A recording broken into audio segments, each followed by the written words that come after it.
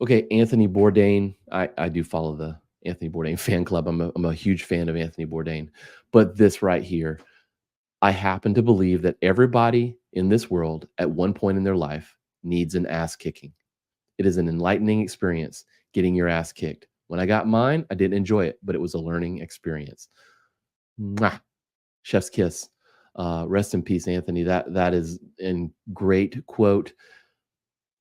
I think it's something that the martial arts teaches us. He was a jujitsu practitioner for a long time. I believe he might have had his black belt. I'm sure someone will correct me if he didn't, but I think he did. So he traveled the world and trained. And martial arts are definitely a thing where you're going to get your butt kicked. I think it's what, for the most part, for most people who have trained them, if any serious nature, um, you know, I think it's something that you learn. There's a whole thing about jujitsu we could probably get into at some other episode about, where it stands and stuff like that. But yeah, so I love this quote.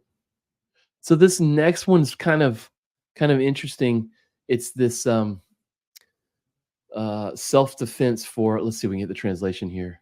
It doesn't show me.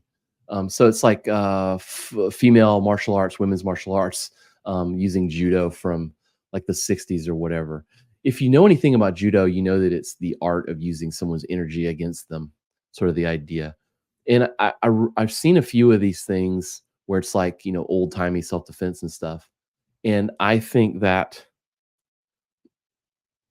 this is incredible stuff here. I really think a lot of these things will work. They're kind of clowning around or whatever, but a lot of these techniques would really come in handy, not just for women, but there you go. One of the comments reminds me of that Key and Peele skit, where the guy's like, hitting on all the women or whatever. But that's kind of the point here.